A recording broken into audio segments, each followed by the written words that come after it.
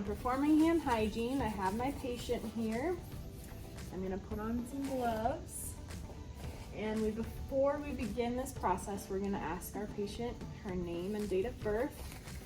And then we're gonna double check and see that that's the correct name and date of birth. She should have a wristband on her wrist. So we're reading her name, reading her date of birth. And we're gonna ask our patient if she has any allergies and if she's having any pain. This is a somewhat painful procedure, so you want to make sure that she has pain medication on board before you do this. I'm gonna put the bed up, and I've made sure to verify any orders that say that we need to do this wound care. And you want the bed to be right at hip level. Anything below hip level is not considered sterile, so you want your table at hip level and the bed. And make sure if she's a fall risk that you have some sort of person standing on the other side or a guardrail up. So I've got my wound here, and what we're gonna first do is we're gonna take this dressing off. So very carefully explain to your patient that you're gonna take the dressing off. And you want to work from the edges to the middle of the wound. And once you have that dressing off, you'll roll it up. And actually, before you do this, you want to take a look at the inside of the dressing and see if there's any drainage. You want to note the color, consistency, amount, and odor of the drainage. And then you can go ahead and roll it up and throw it away. For wound care, you always want to make sure to have a trash can right next to your bed. So you'll perform hand hygiene again. You're going to put on another set of gloves. And now we're going to take a look at our wound. So you'll want to take a look at the color, the temperature, the texture. You'll want to note if there's any granulating tissue, eschar, slough, edema, or bleeding. So you can kind of touch and feel. You don't want to feel inside of the wound, but you can kind of note. Sometimes they'll have you measure it, but for this skills checkoff, you won't have to do that. So now we've looked at that, we've noted about everything that we've talked about. I'm gonna take my gloves off again because they've got, they might have blood or something from the wound on there. Perform hand hygiene. I've gathered all of my supplies here at the table, so I'm gonna set it up kind of sideways so that I can easily access the wound. I've got my irrigation tray, my sterile drape, my gloves, cotton swabs, gauze sponges, and then the ABD dressing and the sodium chloride, which you'll be using for irrigating. I like to wear gloves. You don't have to, but I like to wear gloves when I'm setting up, just in case there's anything on my hands.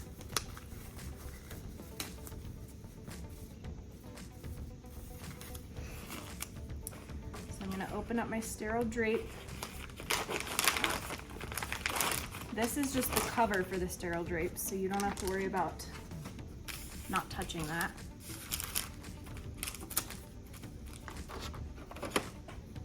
You're gonna open it up away from you. And there's 2 drapes in this kit. You'll only be using one of them. Okay, so now this sterile drape is sterile, so you want to be sure to only grab the 1-inch outer border of it. And try not to shake it.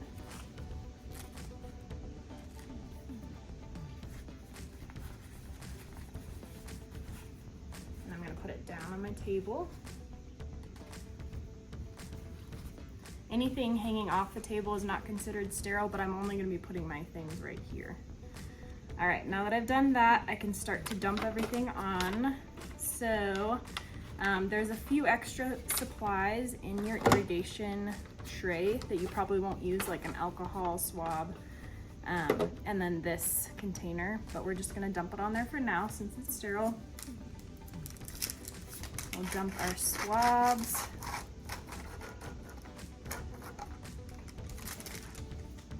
And you want to be at least an inch above your sterile field when you're dumping all this on there so that you're not touching any of the paper to it. The checkoff says 2 packs of gauze sponges, but this one already has 2 sponges in it.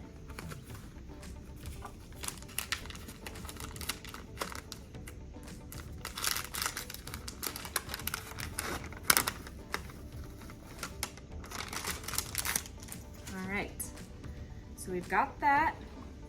I'm going to pour my sterile irrigation fluid in here.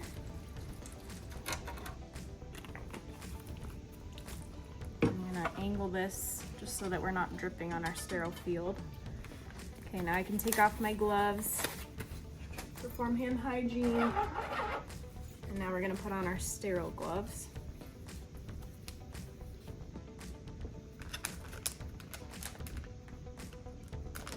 And while you're doing this, you want to address your patient. It takes a little bit of time to get this all set up, so you want to keep continuing talking to them so that they're not freaking out about what all you're doing. So to open the sterile gloves, you're going to use your hands and put them underneath these flaps.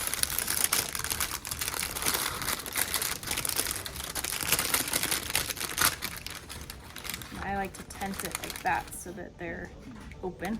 You can touch this part you cannot touch, but underneath the flap you can. So grab your dominant hand first,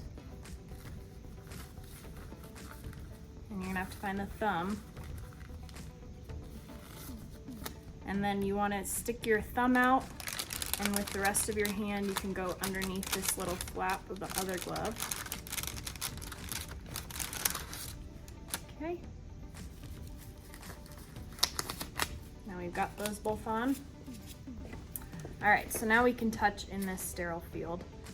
So first I'm gonna separate the gauze. I'll put one of them in my irrigation to soak. And then we don't need this bottle, so I'm gonna throw that away. And I'm going to get some of this sodium chloride in my syringe to irrigate with.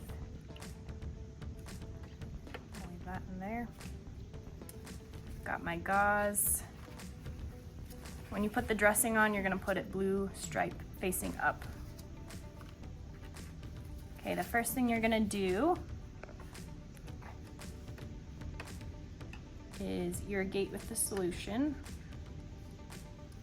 And you want to irrigate from clean to dirty, and I would have a Chuck's pad underneath her arm just so it catches any of the blood or the solution. So I'm irrigating clean, and then I'm going to irrigate on the outside, which is considered dirty. I can throw this away. And now very carefully you want to kind of bunch this up and slowly bring it over to the wound and pack the inside of the wound with it. You don't want it touching any of the surrounding skin. And then you'll put the dry gauze on top of it. And then the ABD dressing. There you go. And then you'll want to mark your tape with your initials and the time and date before you put it on your patient.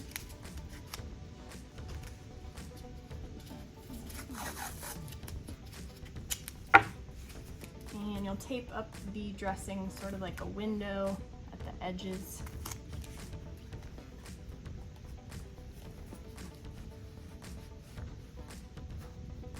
Since we're doing this on a mannequin, I'm only going to do those 2, but for your checkoff, you're going to do all 4. And then you'll want to document the drainage, the color, the odor of the wound, how the patient tolerated it, and the size of it in your electronic medical record. Just want to make sure that your patient's comfortable. You'll put the bed back into position so that your patient doesn't fall. And you want to hand the call light to your patient and provide any water, and then perform hand hygiene.